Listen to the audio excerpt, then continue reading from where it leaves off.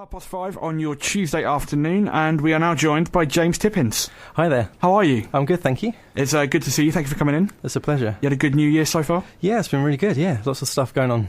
What sort of things? Getting the new band up together and promoting the new album. That's why I'm here, basically. Oh, fantastic. Well, we'll get to your new album in a minute. But first of all, you hail from Portsmouth. Whereabouts did you grow up? I grew up in the Copner North End area. Oh, fantastic. Yeah, no, So proper Portsmouth we're talking. Proper Portsmouth, yeah. And when did you first start playing music? What made you pick up a guitar and start learning? Well, I actually started as a drummer when I was just before I was 10 years old. My brother was a guitarist, and I thought, he's pretty good at guitar, I'm not going to be as good as him. So next thing I thought, well, I'll be a drummer. So we started a band together, and it went from there.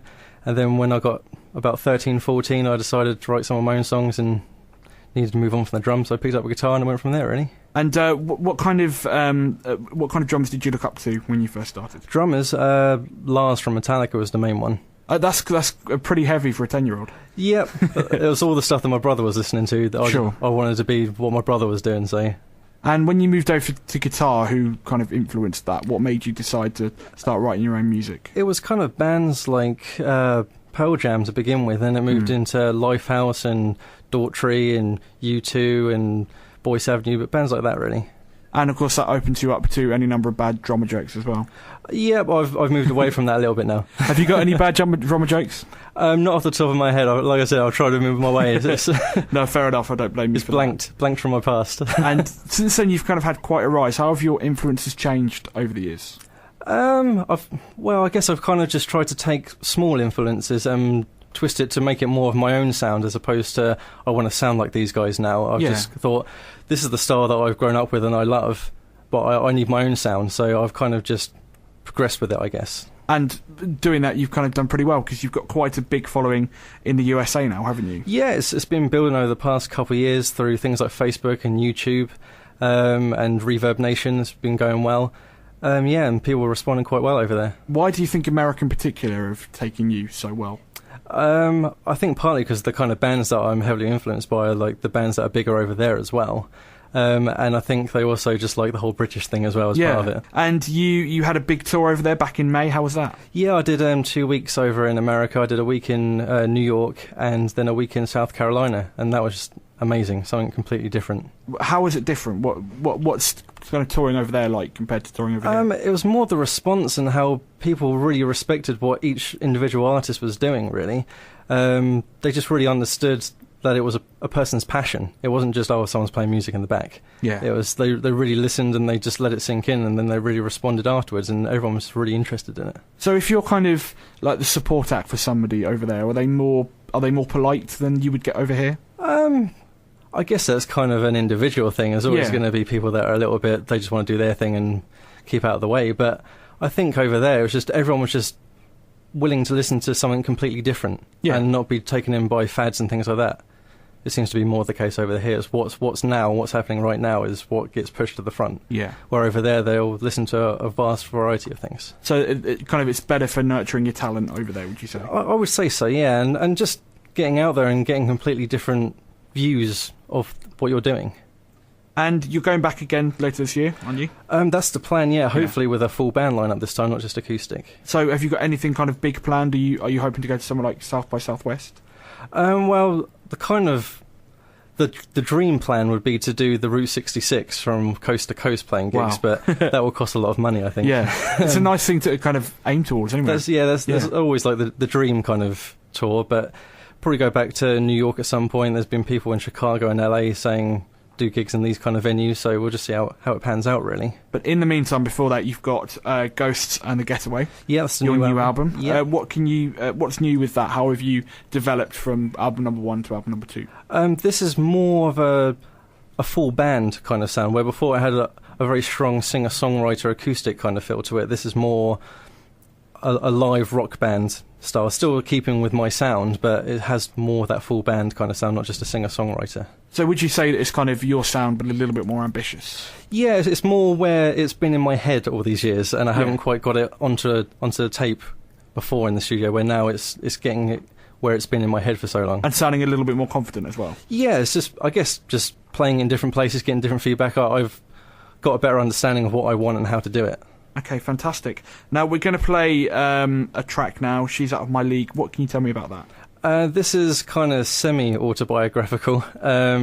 It kind of focuses on like the kind of geeky-isms that are within myself. What sort of things do you mean? Not being able to talk to girls, like in Star Wars and Back to the Future and House and Alf and little things like that. My little cult kind of things that I like. Nothing wrong with that. That sounds good to me. I'm making it a bit of a pop rock tune that people can just get stuck in their head, hopefully. Okay, would you like to introduce it for me? This is She's Out of My League from the new album Ghosts And The Getaway.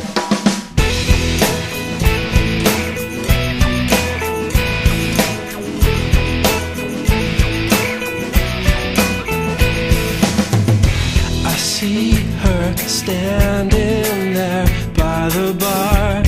I can't even muster hello. Well, what would I say?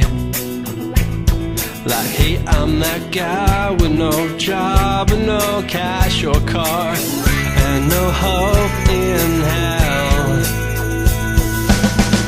She's out of my league. There's no hope in hell left for me. She's out of my league. I won't be going home with her tonight.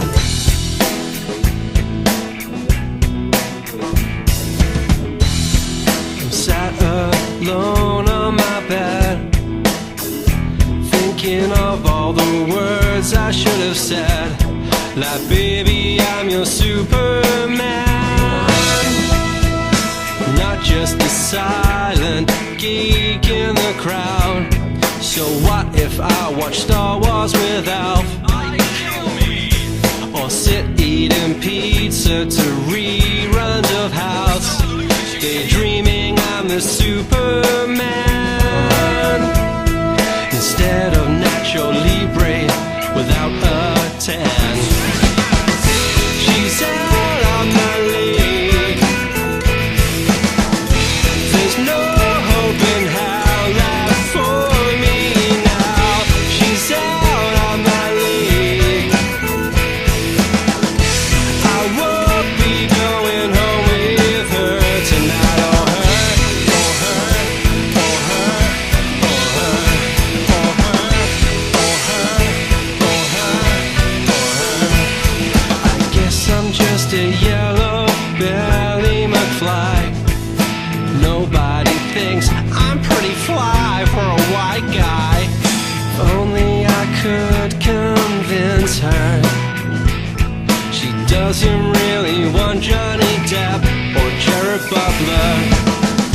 She's out of my league. There's no hope in hell left for me now. She's out of my league. I won't be going home with her tonight. Or her, or her, or her, I'll be your Superman. Or her, or her, I'll be your Superman.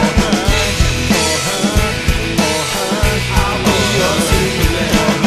Or her, or her, I'll be your Superman. Or her,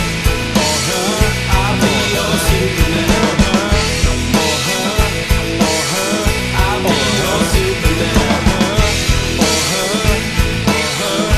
be your Superman.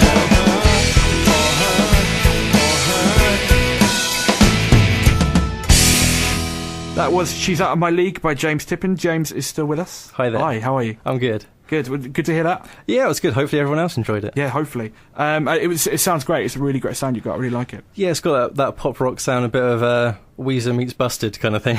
That's a good strap line. Got to get in touch with the PR people and put it on there. So yeah, hopefully that works. And you said earlier you were going to be making a video for that. Yeah, well, this is because the kind of the most commercial poppy kind of rock track on the album. The kind of lyrics that are within it can have kind of a comedic kind of music video to go along with it. So I thought that would be quite a good thing to hopefully try and get to go viral online and things. What sort of things are going to be in the video? Get as many people involved as I can, like dressed up as Dr. House and Marty McFly and just people from all like the different sci-fi films and things, and just have a bit of a laugh with it, really. Oh, that sounds good. And kind of away from the album and the American tour, hopefully, what have you got planned for this year? What are you hoping to achieve? Well, we're getting the full band up together now to gig locally, as well as branching out into London, hopefully later on in the year in America, as we said before. Promoting the album, got the press pack ready. We're going to get that out to labels and different management representatives and things like that, and just push it as much as I can, see where it goes. How easy has it been for you to get a band together and find the right people? It's been a bit of a stop-start thing over the past few years, and now this album's come to a head and finishing now. It's been a bit easier with the people that I've met over the past year, and we've actually got some drummers that are involved. That always seemed to be the problem area, is getting drummers. And when's the album out?